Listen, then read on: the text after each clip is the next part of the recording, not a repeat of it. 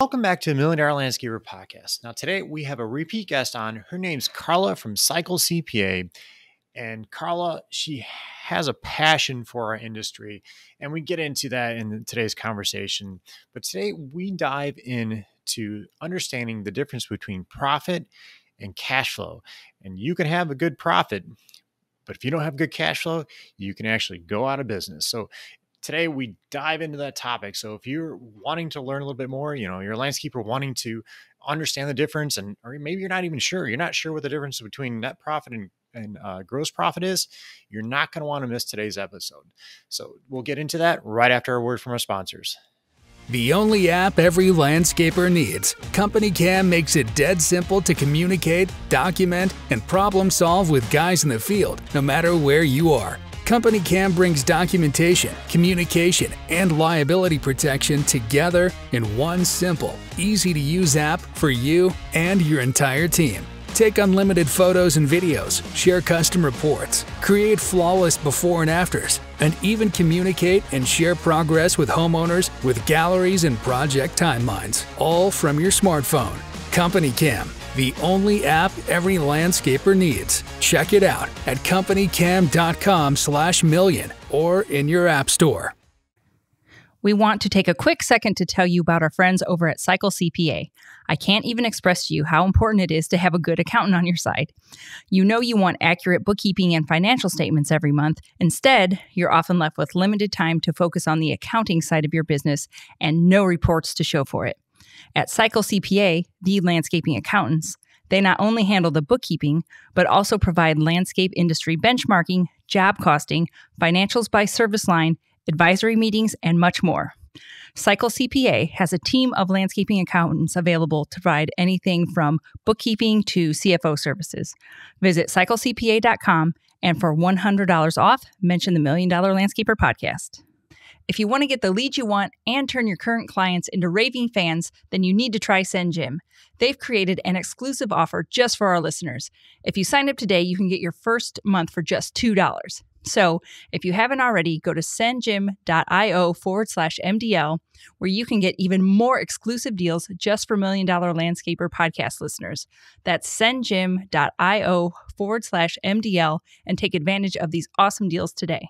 This podcast is brought to you by Busy Busy. Busy Busy is so simple to use, and it's the most reliable GPS time tracking app on the market. And the best part is, it was built for landscapers. Busy Busy's founder created Busy Busy because he owns multiple construction companies and needed to understand better which projects were making him money and which projects were killing him. Payroll is the highest variable cost in the project, so you better be tracking it. Busy Busy does this better than anyone else. So download Busy Busy today, and don't forget to mention the $1 Million Landscaper Podcast to get 3 free months. Welcome back to the $1 Million Landscaper Podcast. Now, today we have another returning guest. Her name's Carla from Cycle CPA, and you probably know her better as the landscape accountant. She is all over the internet doing all kinds of great stuff for the industry, and I'm super excited to have her here. She has a passion for helping landscape business owners increase their profits through accurate accounting and advising. She is, like I said, the co-founder and currently the CEO of Cycle CPA, which really just specializes in the green industry. So welcome, Carla. I appreciate you being on here. No, thank you, Scott. I'm excited to be on. So you mind just telling a little bit about yourself and Cycle CPA for those that weren't on here last time when you were here?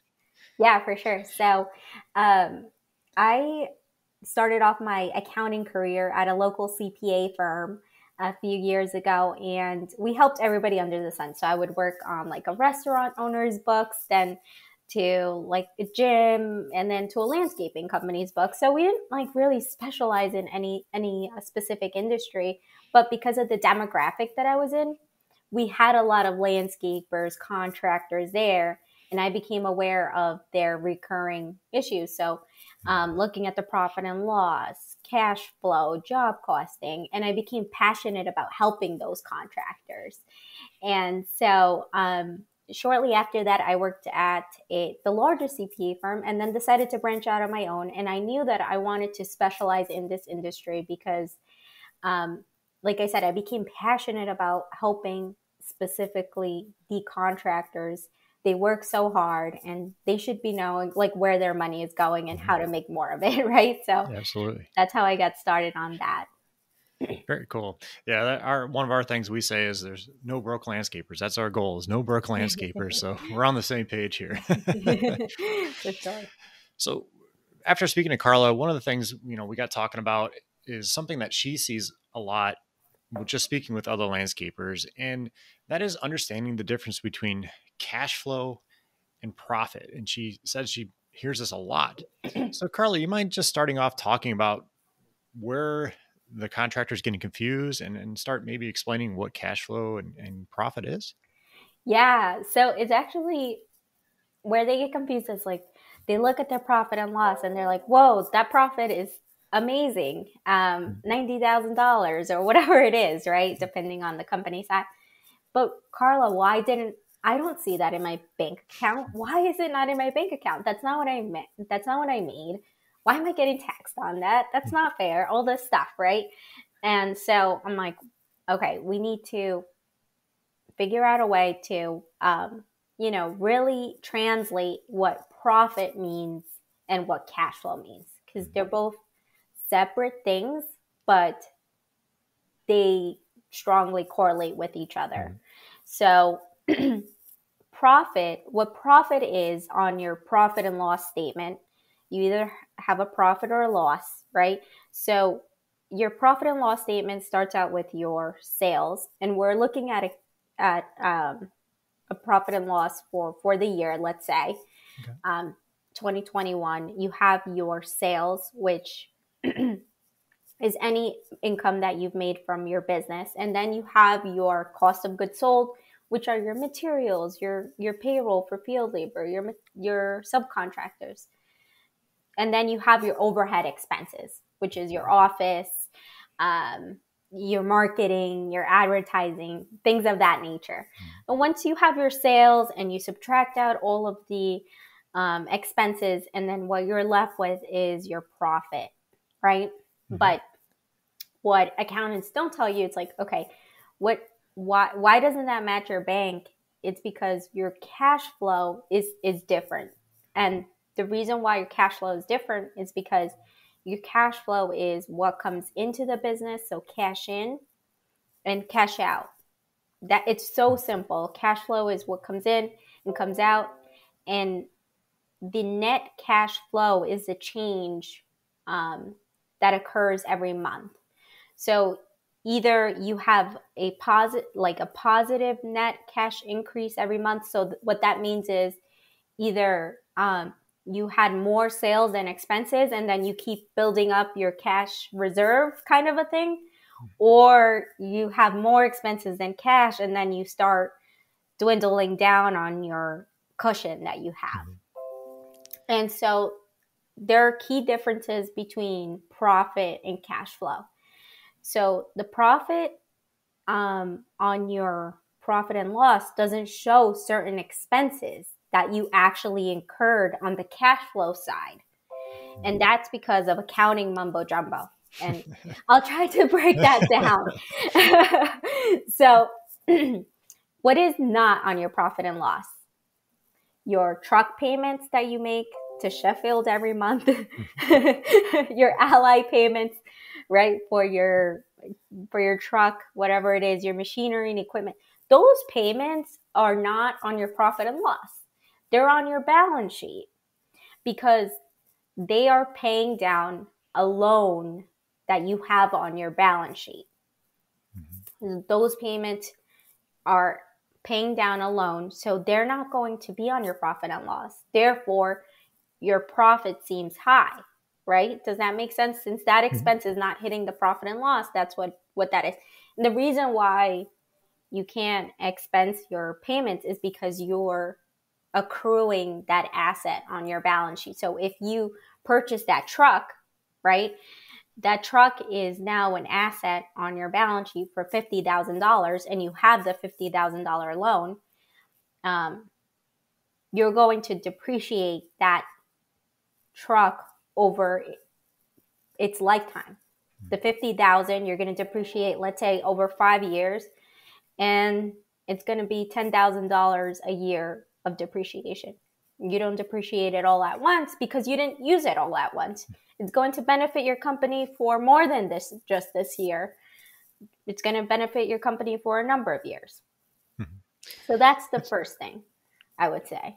A lot of people don't see is that the loan payments, they're not on the profit. So yeah, that's, well, if you're familiar with any of these financial statements, documents, you need to kind of look at like three main ones, or correct me if I'm wrong, but it'd be your P&L, your balance sheet, and your cash flow statement. Right. Those are like the three main ones you really need to start learning. And I'll say, even from what I see in just our coaching aspect of our academy, I guess even stepping back, there are some people that don't even understand the difference between net profit and gross profit. So you mind just kind of explaining that? I know we're taking a little bit of step back here, but I just want to make sure everybody's clear on everything on the terms, just because that's what I see on my end. Yeah, no, for sure. So gross profit is your sales, what your sales are minus your cost of goods sold. So basically, what's in your cost of goods sold is the expenses directly related to the job expenses that you have.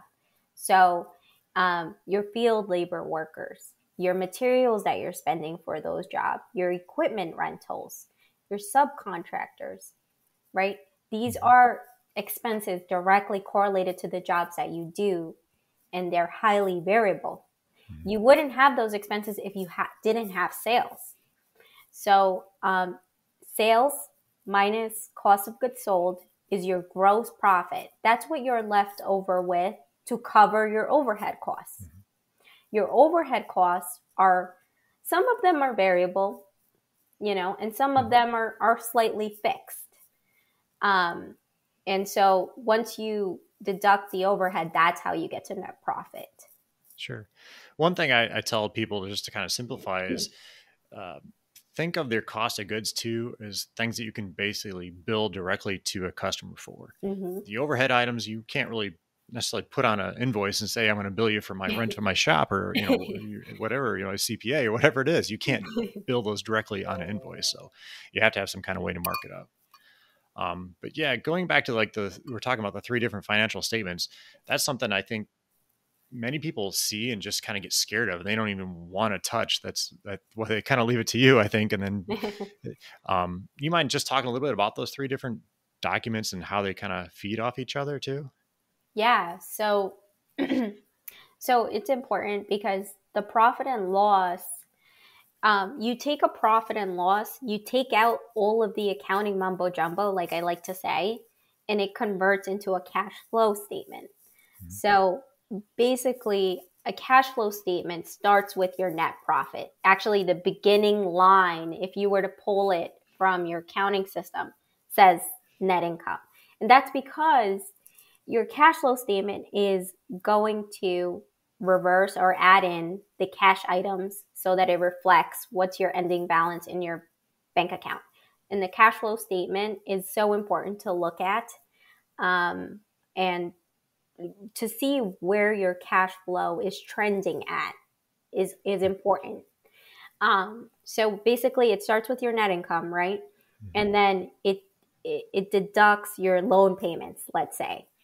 And it's like, okay, then if you have accounts receivable, it will deduct that, because AR is not something that you have in the bank already. You're going to wait. It's going to be there. So it deducts that.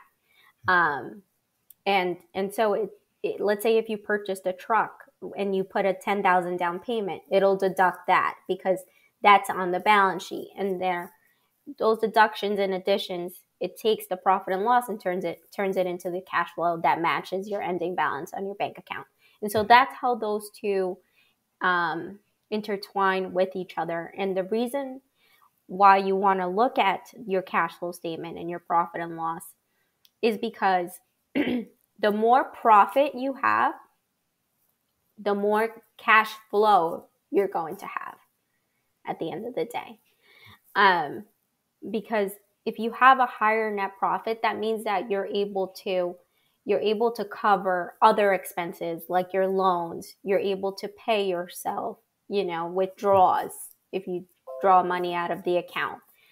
And so if you were looking at your net profit trend, let's say for 2021, you're looking at it month by month, and you look at your cash flow, how much net increase or decrease you have made, those two highly correlate with each other. Because think about it. If you had a net loss in 1 month, that means cash flow wasn't good that month, right? Mm-hmm. So it's very important. So that's one other thing that's not on your profit and loss statement. If you're paying yourself cash, or you're not paying yourself a salary and you're just taking money out of the business, cash, that's going to be on the balance sheet. Yeah, absolutely. Now, as far as a cash flow statement, can somebody just go on to QuickBooks and just print this off, or is this something that has to be put together? Yeah. So yes and no. You can technically you can go into QuickBooks and print one out, but the correct bookkeeping and accounting has to be done on QuickBooks so that your cash flow statement is accurate on QuickBooks. Mm-hmm. If you just print out a cash flow statement and you haven't reconciled on bookkeeping and accounting, it's not going to be correct. Yeah, that's where I think some people fall behind because they don't stay up to date on some of their books. I'm sure you see that on your end. Oh yeah, we see people falling behind, but then we get them caught up, and then they're never behind. Yeah, there you go. So, does it also matter too if they're do their counting in an accrual basis or cash basis? Will that change things too? I know it does for the profit and loss. I know that'll change all that there, but for the cash flow, yeah, it does change things because accrual basis means accrual basis is following the GAAP basis of accounting. So if you pull up a profit and loss and you pull it up and your sales are on a cash basis, then that's the money that came into your account. You can rely on that. But if you pull it up in an accrual basis, it includes your AR, so money you have not received yet, but you actually perform those services. So when you go in your cash flow statement, you want to make sure that AR is subtracted out of your net income. Okay. Yeah. Sure. Yeah, that's something I just was thinking about. I know it can affect your P&L and the way you look at it too. So I was just curious. Yeah. I think that the way that you should look at it is, for production purposes, look at it accrual. Because if you're looking at, okay, how much did my workers produce for that month? If you already invoiced those items out already, you want to see what was produced. And so that, or you can only see that in accrual basis sales. And then you can trace that back to your budgeted direct labor hours and match that way. But then cash, it only, like I said, it only tells you the money that you actually just received from the client. So that's not too good for measuring for production purposes. How often do you recommend people look at these statements, especially the cash flow statement? At least once a month, if not weekly. It's so important to manage your cash flow. Especially with the seasonal business like this, there can be some once you look at the cash flow consistently, then you can see what some of the bottlenecks are in your cash flow. So basically, in order to have great cash flow, you want your service income, your money coming into the account to match the expenses for that money. That's your ultimate goal with cash flow. In a perfect world, you would have great cash flow if that's what you do, right? Mm-hmm. So you can see how AR really affects your cash flow. So if you have 2, 3, or your largest client always paying you late, that's going to negatively affect your cash flow because you already paid your employees. So that's payroll. You already spent the material, equipment, rental, whatever it is for that job, but you still haven't gotten paid for it yet. Mm-hmm. And so keeping track of the cash flow and knowing the importance of it, it would allow you to also identify other areas within your business that you may be lacking in. So maybe AR days are very high. Maybe you don't receive money as quickly. Or maybe you want to pay your vendors a little more delayed. You want to delay that because you get paid later. So you want to delay payment on some materials, maybe open up a trade account is another way to match your revenues with your expenses. Mm-hmm. Is that something that that you see a lot, is they don't either bill on time, or they're not billing at all, or they're waiting till like a month later to bill bill out jobs? Yeah. So I feel like what I see for maintenance, um, what like we're billing afterwards, but I always ask why. Why do you do that? Just bill on the first of the month, perform the services, don't perform services and then bill. There's no reason for it. Mm-hmm. Bill once a month for your recurring services, have a credit card on file, and that's going to help you save time because it'll be automated. Invoices and payments will automatically be debited to your account. And guess what? It's going to make your revenues match your expenses much quicker. You always want to be ahead of the game. You want to get paid first and then pay out your vendors and your payroll. And a lot of times with like larger projects, like if you're a hardscaping company, then it's kind of like playing that game of receiving the money up front, but then you don't get to the job site until like a month later, and now you already spent that money and so on. So that could be tricky. But a way to kind of avoid that is to have another checking account where you're reserving that money until you need it. And kind of, keeping your cash flow separately for those upcoming jobs.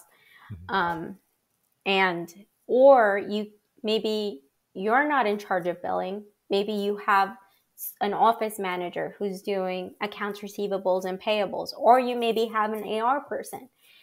And as contractors, I see them struggling, not knowing how to keep those people accountable because they're accountants or bookkeepers or managers. And what my team does is we oversee some of these people, and we measure these by measuring AR days, average AR days. So you can create incentives for your AR people or your office manager. If we decrease AR days, you get a bonus, you blah, blah, blah, anything.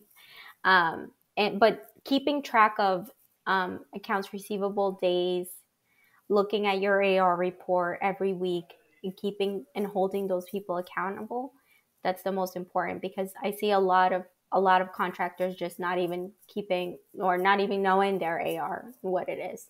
Sure.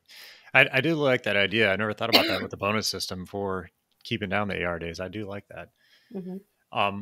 One thing I've seen, landscapers struggling with, especially if they're seasonal, like more up north where they can't work all year round, they struggle in the springtime when they're trying to do, especially their design build. They're going out and doing these big projects, and they're putting all this money out. They're not getting paid for 30, 60 days.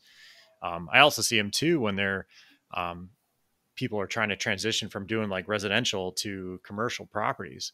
Well, some of those commercial jobs, you don't get paid for 30, 60, 90 days too. So it's something you have to watch, and that's where cash flow can really affect you, correct? Yeah, exactly. And so you want to think about it more strategically. So if during the spring that you have to have some cash outlay before you have some money coming in, then during the summer months where cash is great, don't just like start increasing your salary then and like taking out a lot of money then, and like it's a free for all and I'm going to buy a new equipment. And that's where business owners get in trouble, is when they see the cash, they start taking it out. And I said, no. They're like, well, if I don't take it out now, it's not going to be there. I said, it will be there. Just wait, hold off on that purchase. Do you really need that right now?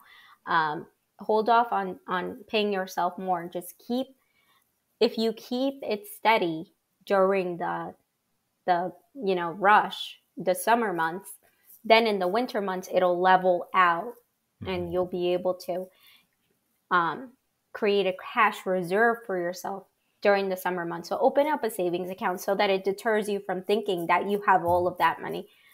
Look at your net income and see what so during those months, there's going to be a net cash increase. That means you're going to have more sales than expenses, which is great. Figure out what that is for those months. Look back at 2021. Say, okay, this year, if the number is, 10, 15,000 each month, I'm going to actually just set that aside. Set it aside each month, and it'll help you survive those winter months, and it'll help you with your spring launch money. I do like that. I think many landscapers are tempted when they see that money in the bank. I'm going to go buy that piece of equipment and new mower, or just skid steer, truck, whatever it is. It's very tempting. I understand, but you have to think ahead. Like she said, be strategic about it. Do you have any other suggestions for those that are trying to improve their cash flow? Any other ideas or tips? Yeah. So, So what you said before about like a maintenance company getting into like more commercial work, I think that something on that end that will help is I like it when somebody goes in and they're like, I'm going to build recurring cash flow first. So I'm going to build my maintenance side. That's what I'm going to do for a couple of years. Once that is steady and that covers your overhead expenses, like once you have that covering your overhead and you're making a little bit of profit, then you can get into the bigger jobs because you don't have to worry about, oh, am I going to cover overhead this month? Or am I going to be good in the winter? You don't have to worry because you already build up your recurring services. For any tips that I have on that is you have to make a cash flow forecast, which is what we do for our clients is we forecast out the next 6 to 12 months worth of revenue, so cash in items and expenses, and then we forecast the ending balance in their business bank account for all of those months. And so that brings a lot of clarity to you and helps you strategize, like I said before, and also helps you see into the future, like, okay, November, I'm going to be in a cash flow crunch, but June, cash flow is looking good. Let me set that aside. Or how can I bundle services so that I'm more subscription based throughout the whole year? And that's what the economy is going towards. It's being more subscription-based economy. I even heard someone on a podcast last week saying that they're subscribed to their furnace provider or something. They come in once a year, but they're paying them every month. So why can't this industry move more towards that? And we are moving towards that. And I think people are realizing that, and that's the way to go. So those are my tips on that. Yeah, I like the idea. Actually, I was speaking to one of the Academy members the other day, and as far as the maintenance, that's what they're planning to do. They live up in a northern area where they don't have mowing all year round, but they're going to charge their customers for a year-round service and just keep it on and keep going. So, and I agree, it is going that world. I think even Burger King has a subscription for like coffee or something like that. I heard something at Taco Bell or something. Like, it's crazy. Like people are doing it, but like you are right. Everybody else is doing it. Why aren't we? Yeah. It just keeps that consistent flow coming in all the time. You know what to expect. Right. Anything else you'd like to add about cash flow and profit that we haven't covered here? Yeah. So, one thing that, when you're looking at your net profit, and you don't pay yourself on payroll, what we do is in this instance with our clients is that net profit could look overstated, because you're not paying yourself through payroll. It's on your balance sheet. So your profit and loss could say that you made 40% net profit, which looks great, but then you have to add in, what did you pay yourself throughout the year? Did you pay yourself $30,000? Okay, what is your net profit after that? That's what you want to look at, is your net profit after you pay yourself a wage or what you paid yourself throughout the year. And again, I'm going to stress about like putting yourself on payroll.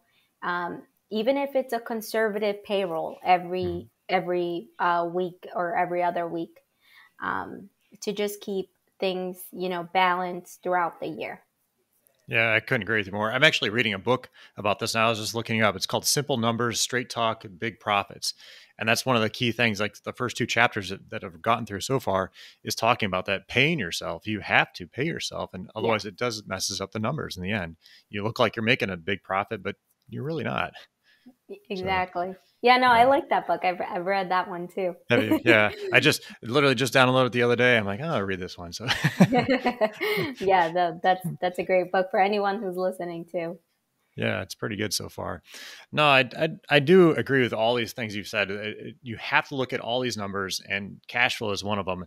And when we see people that have gone through the academy and go through your services, it's one of the things I always ask: are you getting this stuff? Do you see the cash flow? Because it's so important. Because you guys do an amazing job at explaining to your people of how to use these numbers and what to look for with it. That's why I love working together with you guys. Awesome. Great. I'm glad you're getting that feedback. Yeah. And just one more thing I do have in mind as we're going through this is your balance sheet could also be a good indicator of cash flow, because on your balance sheet, you're going to have your current asset section, which lists all of your checking and savings accounts. So if you look at your balance sheet on your accounting system and you pull it up on a month-by-month basis and you compare what your ending balances were each month, again, you can see that trend, trace it back to net profit, and then from there, see what happened during those low cash flow months as well. It's another tip to kind of keep track of that. I guess, too, going back, when I asked you about going into QuickBooks and printing this off, I know you and I have had this conversation before. You recommended some kind of add-on or something that you can use to go into QuickBooks to help keep that organized. Is that correct? Oh, for the cash flow? Yes. Yeah. So there's a cash flow tool. There are apps that are very, they very cost effective. Don't cost a lot per month. Look for Cash Flow Frog. That's what it is one of them. Yeah. I highly recommend that one. There's so many cash flow tools that sync with your QuickBooks, and then what it does is it forecasts your cash flows for you. Exactly. Yeah, I couldn't remember. I was thinking toad, but frog. That's what it is. Close enough. Close. Yeah. No, I wanted to find out, and I think it's good for landscapers to realize and start looking at there's these add-ons that you can put into QuickBooks that sync up and that help organize these types of deals. So definitely check that out. And like I said, if you guys are looking to improve your bookkeeping, improve your accounting, go check out Carla. She knows the industry. She knows, like, I've seen some of the reports she's given the Academy members, and she puts in like industry data that most accountants don't even realize and know. So go check out their services. Carla, I appreciate you being on here today. Anything else you wanted to add? No, thank you, Scott. I appreciate you having me on. And if anybody has any questions for me or any accounting questions or just wants to reach out, feel free to join our Facebook group. It's called Landscaping Accountant. We post on there daily, just tips and tricks. We have a great community there.